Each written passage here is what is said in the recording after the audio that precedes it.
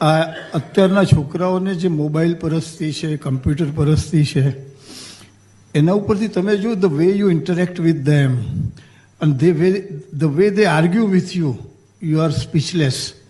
તમારે તો ઘણા છોકરાને રીતસર સમજાવવા પડે, કન્વિન્સ કરાવવા પડે છે કે બેટા અમે તને ક્લિનિકલી સીધો જન્મ આપ્યો છે, ડાઉનલોડ કરી નથી લાયા. કારણ કે એ લોકો માનતા જ નથી. આપણને એને એમ થાય કે હું અહીંયા આવ્યો તો મને લાગે કદાચ મમ્મીએ કે પપ્પાએ F13 બટન દબાવ્યું હશે, આવ્યો હશે. અત્યારની જનરેશન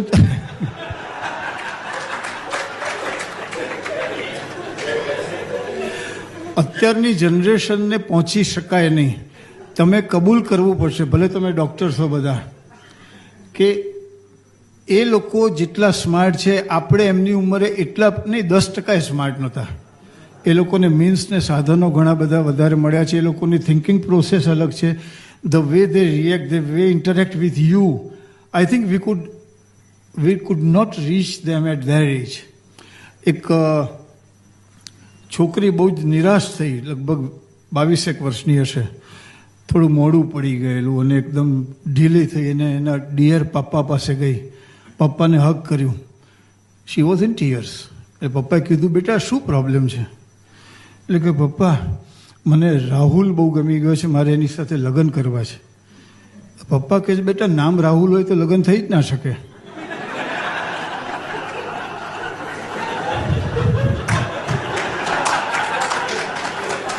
ખૂબ ખોટી જગ્યાએ ઇન્વેસ્ટમેન્ટ કરી બેઠી છે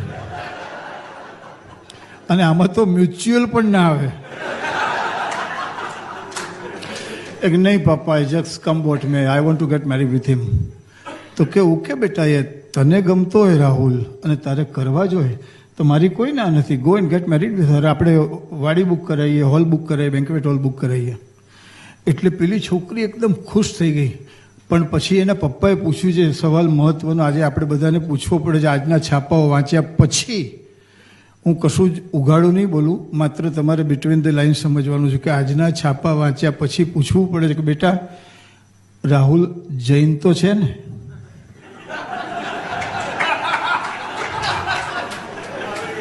પેલી કે I am sorry papa, I am sorry papa, he is not Jain, he is a Brahmin. Sorry બેટા, તો પછી I can't allow you, sorry.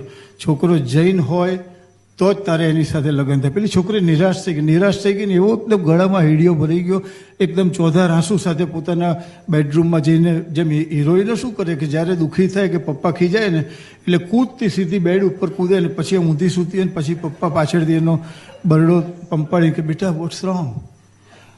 પપ્પા ગયા પાછળ. પેલું કે નહીં પપ્પા તમે મને ઇનજસ્ટિસ કરી, બ્રાહ્મણ છે તો શું થયું? તો કે ના બેટા, પ્રિન્સિપલ આપણે જૈન છીએ તો જઈને જ છોકરો જોઈએ. છોકરી નિરાશ થઈ ગઈ. પપ્પા વોઝ ઓલ્સો એડેમન્ટ કે not to allow his daughter to get married elsewhere. 3 મહિના થયા પછી પેલી છોકરી ખુશ થઈને આવી. પપ્પા I got good news for you. એટલે કે વોટ્સ ધેટ? એટલે કીધું પપ્પા રાહુલે જૈન ધર્મ અંગીકાર કરી લીધો છે, હવે તો વાંધો નથી. અરે પપ્પા કહે છે બેટા જા આજે ને આજે તું મેરેજ કર, આઈ જસ્ટ ડોન્ટ માઇન્ડ. કહે છે કે તું છોકરો જૈન હોય તો મારો કોઈ બીજો વાંધો જ નથી. તરત પેલી છોકરી રાજી થઈ ગઈ. કહે છે બોલ કયો બેન્ક્વેટ હોલ બુક કરાવો છો? ને આ બધી વાત થઈ અને છોકરી રાજી થતી થતી સીધી રાહુલને મોબાઈલ મચેડવા માંડીને 2-4 દાડા તો બહુ સરસ ગયા. પણ 5મે દાડે છોકરી રડતી રડતી પાછી આવી પાપા પાસે. પાપા આઈ એમ ઇન ટીયર્સ. એટલે કે શું હવે શું થયું બેટા? તને હવે મેં હા પાડી દીધી છે, હવે તને જૈન ધર્મ અંગીકાર લીધો છે, હવે તને શું વાંધો છે? Papa I am sorry to announce this but he has embraced diksha. રાહુલે દીક્ષા લઈ લીધી છે પપ્પા.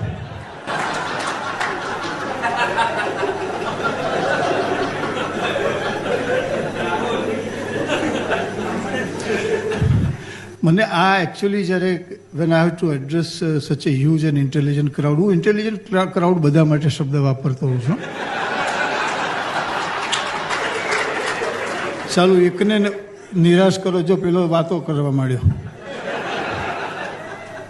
પણ આવા સરસ મજાના ઓડિયન્સની સામે મારે બોલવાનું હોય ત્યારે આજે તમે તો you are the unique audience કે મોટાભાગના હસબન્ડ વાઈફ સાથે બેઠા છે. કેટલાકને નહીં પણ બનતું હોય પણ છતાં બી મોટાભાગના સાથે બેઠા છે.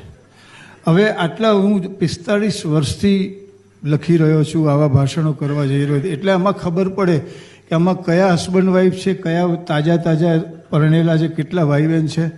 આમાં કશું જ નહીં, ખાલી બેના ખભા વચ્ચેનું ડિસ્ટન્સ જ જોઈ લેવાનું હોય છે. અહીંયાથી આ જરાક વધારે ડિસ્ટન્સ હોય તો સમજવાનું કે બહુ ટાઈમ થઈ ગયો છે. એકદમ તાજા નક્કી કરીને તો બંને ખભા અડતા હોય અને એક ખભો આમ હોય બાજુવાળા બેનને અડતો હોય અને બીજા પેલીને આમ હોય તો સમજવાનું કે ભાઈને લગ્નને 15-20 વર્ષ થઈ ગયા છે. એ ખભા કોઈ દાડો અડતા ના હોય. તો આવી એક સભાની અંદર એક કાઠિયાવાડના બાપુ બેઠા હતા પહેલી લાઈનમાં. આવી રીતે હંમેશા ડેન્જરસ લાઈન હોય કોઈ પણ હોલમાં તો એ પહેલી લાઈન હોય છે. કારણ શું? પરાણે હસવું પડે માણેકભાઈ. તમારી ઈચ્છા હોય કે પેલા લોકો તો શું છે કે ચાલી શકે પણ આમાં એમ્બેરેસમેન્ટ ઘણું લાગે. તો પેલો વક્તા હતો ને એને લગભગ ખરેખર 3 કલાક બોલવાનું હતું એને, તોય એને 1.5 કલાક તો ઓડિયન્સ તો ઢળી પડે એવી હાલતમાં હતું કે હમણાં જઈશું. પેલો બંધ જ ના થાય. એ દરમિયાન કાઠિયાવાડના બાપુ ભરી રાઇફલ પેલે એની સામે તાકીને આમ બેઠા હતા. વક્તાએ જોયું અને થોડોક ગભરાયો પણ ખરો. એટલે પણ હતો અમદાવાદનો ને બ્રાહ્મણ હતો એટલે એની વાત તો પૂરી કરી છે.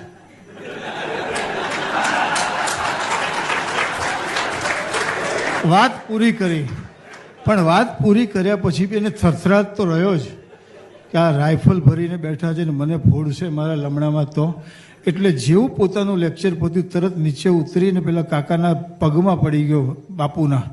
ઊંચું જોઈને કહે છે કે બાપુ, મેં લેક્ચર ચાલુ કર્યું ત્યારના તમે મારી સામે રાઇફલ તાકીને બેઠા હતા. બાપુ, મને મારીને તમને શું મળશે? મેં તમારું શું બગાડ્યું છે? બાપુ કહે છે મારે તને ક્યાં મારવો છે? હું તો ક્યારનો એને ગોતી રહ્યો છું. તને અહીંયા લાવ્યું છે કોણ? મારે એને ભડાકે દેવો છે. તમારી સગવડતા ખાતર મને અહીંયા વિમલ મહેતા લાયા છે.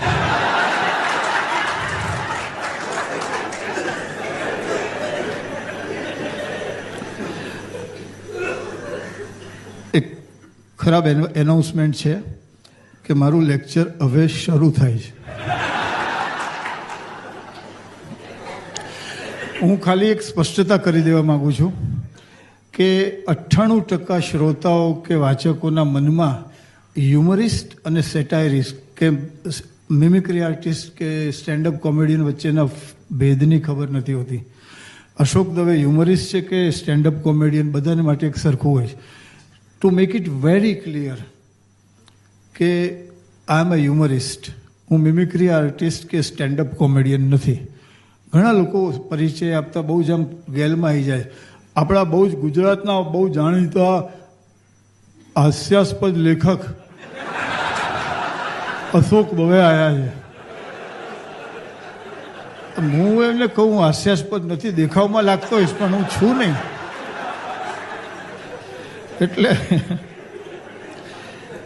એવી રીતના સમજ કે ભાઈ જો આ લીવવેલ જેવી કોઈ કોર્પોરેશન કોન્ફરન્સ ભરાવાની હશે તે જ્ઞાતિનું ફંક્શન હતું અને જ્ઞાતિના ફંક્શનમાં પેલા ભાઈએ મારો પરિચય આપતા કીધું કે ભાઈઓ અને બહેનો, આપણે અશોક દવેને બોલાયા છે. કારણ ખબર છે? આ વખતે મોટાભાગના લોકોનું લવાજમ આવ્યું નથી એટલે જે કંઈ છે એમાંથી રમવાનું હતું.